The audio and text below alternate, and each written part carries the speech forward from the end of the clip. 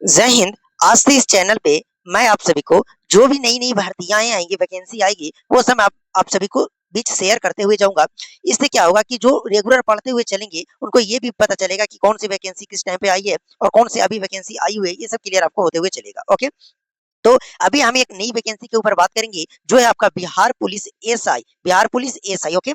ये वैकेंसी आ गई है, इसका फॉर्म फिलअप हो रहा है, लेकिन आज इसके बारे में हम पूरे डिटेल तरीका से समझेंगे।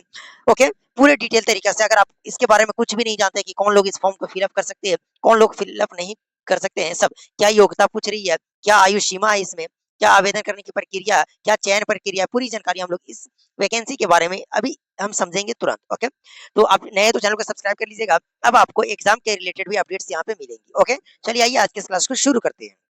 तो चलिए आइए इस वैकेंसी के पूरे डिटेल तरीके से मैं आप सभी के सामने रखता हूँ। ओके, तो कौन सी वैकेंसी है? तो बिहार पुलिस एसआई भर्ती 2026 स्पेशल ब्रांच, पूरी जानकारी इसको देखेंगे।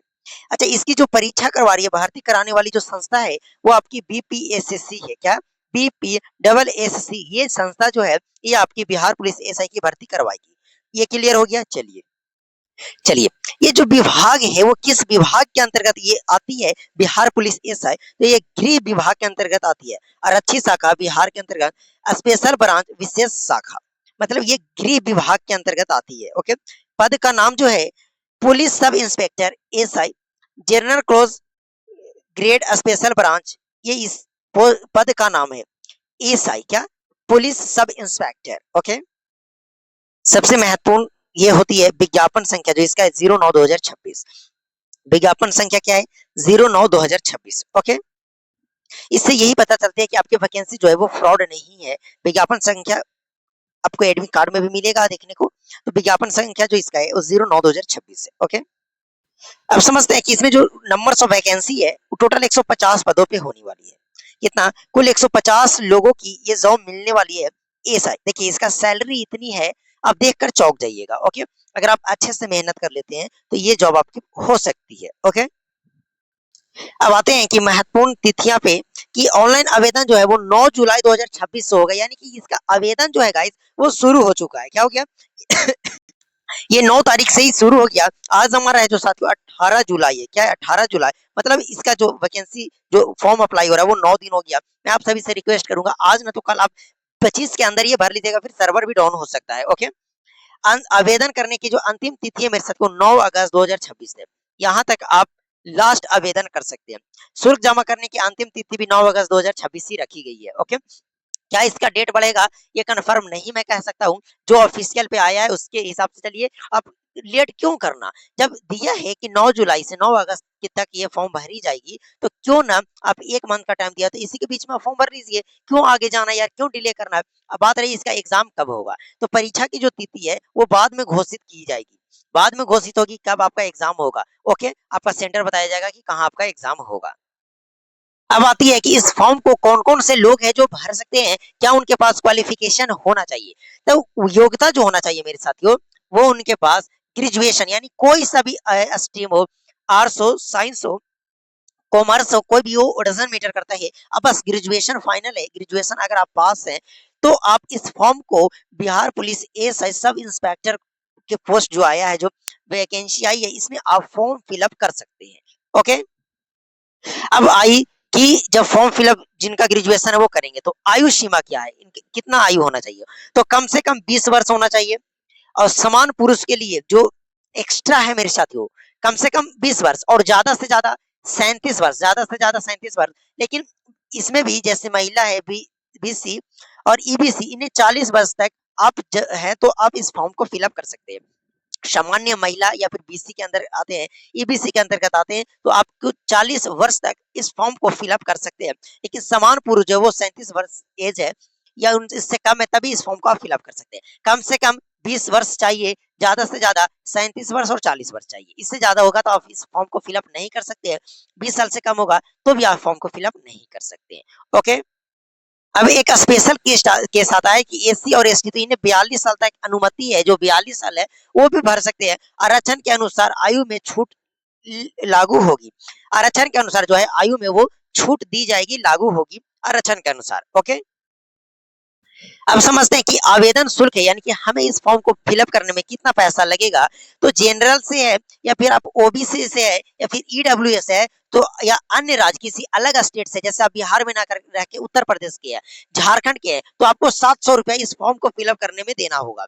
अगर वही आप एससी एसटी से आते हैं, या फिर कोई भी आप महिलाएं हैं, बिहार की निवासी है, तो आपको 400 रुपया में इस आवेदन को फुलफिल कर सकते हैं, आप इस आवेदन को भर सकते हैं। ओके, मतलब जनरल हो, ओबीसी हो, ईबीएस हो, या अन्य राज्य से जो भी है, ये सब पुरुष के लिए है, वो 700 रुपया लगेगा। लेकिन एससी एसटी या फिर सभी महिलाओं के लिए इसे मात्र 400 रुपया में आप इस फॉर्म को भर सकती हैं। ओके, अभी आगे और समझिए, आपको कितना हाइट चाहिए, कितना, क्या इसका मेडिकल होता है, क्या इसमें अभी आपको रनिंग कितना करना पड़ता है, सब मैं आपको डिटेल तरीका से बताऊंगा। ओके, अब समझते हैं इसमें चयन प्रक्रिया कैसी होगी। तो सबसे पहले आपकी प्रीलिम्स की एग्जाम होगी, क्या होगी, प्रीलिम्स, प्रारंभिक परीक्षा होगा, प्रीलिम्स। जो भी ये पास करेंगे वो मुख्य परीक्षा मेंस में बैठेंगे। क्या मेरे साथियों, जब आप मेंस भी क्वालिफाई कर जाइएगा तो शरीरी मापक परीक्षण होगा, फिर उसके बाद शारीरिक दक्षता परीक्षा होगा, फिर उसके बाद आपका डॉक्यूमेंट्स वेरिफिकेशन होगा, फिर लास्ट में आपका मेडिकल टेस्ट होगा, उसके बाद फाइनल आपकी ज्वाइनिंग हो जाएगी। क्या हो जाएगी मेरे साथियों, उसके बाद आपका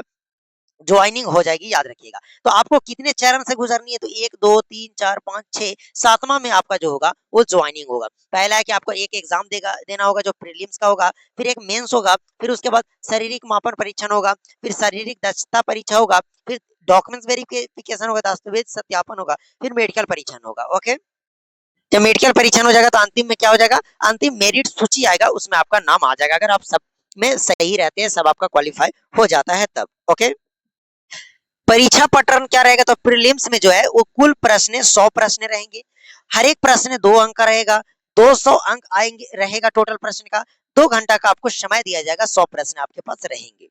तो समय आपको बहुत ज्यादा दिया जा रहा है, 120 मिनट का समय दिया जा रहा है, मात्र सवाल है 100 सवाल है। ओके, सबसे बड़ी बात तो ये है कि नेगेटिव मार्किंग जो है, प्रत्येक गलत उत्तर पे 0.2 अंक कटेगी। ये सबसे ध्यान रखने वाली बात है कि अगर आप एक गलती करते हैं तो 0.2 नंबर्स आपके सही में से माइनस कर दिए जाएंगे। ओके, अब बात करते हैं शारीरिक मानक, यानी कि हम शरीर के बारे में क्या क्या आपसे पूछेगा, मतलब आपको उससे क्या चाहिए, आपसे उससे क्या चाहिए, जब आप सब कुछ निकालिएगा तो जब शारीरिक मानक होगा तो क्या।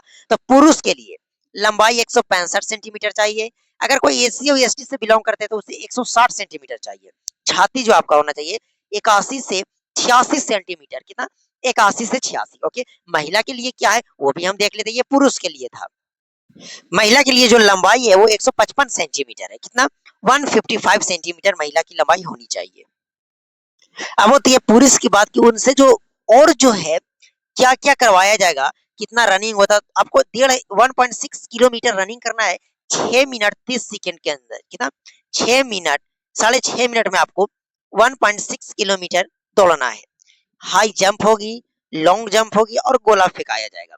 ओके, इतना आपका मेडिकल मेडिकल नहीं, इतना आपका शारीरिक चेक किया जाएगा। ओके, ये आपकी होगी।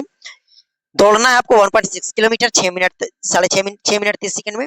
हाई जंप करना है, लॉन्ग जंप करना है, गोला फेंकना है। ओके, महिला के लिए भी वही है, लेकिन इन्हें दौड़ना है 1 किलोमीटर 6 मिनट में, हाई जंप, लॉन्ग जंप, अब गोला फेंकना है। ओके, और अंक जो है गाइस वो आपके जो परीक्षा संस्था करवा रहा है, बीपीएसएससी के अधिकार पीईटी मानकों द्वारा अनुसार दिया जाएगा, अंक आपको उन्हीं के अनुसार दिया जाएगा। अब आते हैं इसके असली मोटिवेशन पे, इसकी सैलरी क्या होने वाली है। तो साथियों पे लेवल 6 का आपको सैलरी मिलने वाली है, यानी 35,400 से लेकर के 1,20,000 तक, यानी इससे ज्यादा 1 लाख प्लस आपकी सैलरी जाने वाली है। इसके अलावा डीए, एचआरए, टीए एवं अन्य सरकारी भत्ते मिलते हैं, जो भी जैसे रूम की किराया, सब जो भी सरकारी चीजें होती है वो भी आप सभी को मिलेंगी। ओके, अब भाई साहब सब कुछ हो गया, आपका ज्वाइनिंग हो गया। अब है कि जब स्पेशल ब्रांच एसआई जो है वो क्या करता है, आखिर उसका काम क्या है। आइए, सबसे पहले राज्य के आंतरिक सुरक्षा से जुड़ी सूचनाएं एकत्रित करना, ये पहला काम है इनका। कि स्टेट के अंतर जो भी आंतरिक सुरक्षा से जुड़ी सूचनाएं होंगी वो एकत्रित करना, संवेदनशील मामलों की खुफिया जानकारी जुटाना, वीआईपी, भाई साहब पेन आ जाओ। वीआईपी सुरक्षा एवं विशेष अभियानों में सहयोग करना, कानून व्यवस्था से जुड़े इनपुट सरकार और पुलिस मुख्यालय तक पहुंचाना, गोपनीय जांच, इंटेलिजेंस कार्य करना, मतलब कि जो छुप छुप कर काम करते हैं, इंटेलिजेंस उस टाइप के काम करना, ये इनका वर्क है। ओके साथियों, तो ये बिहार एसआई जो है बहुत कमाल की वैकेंसी होने वाली है। अगर आप ग्रेजुएशन फाइनल है तो प्लीज ट्राई जरूर कीजिएगा। अगर इसके ऊपर इसका सिलेबस क्या है, क्या मेरे साथियों, सिलेबस के ऊपर एकदम कंप्लीट, जैसे इसके इस वैकेंसी के बारे में मैंने कंप्लीट बताया।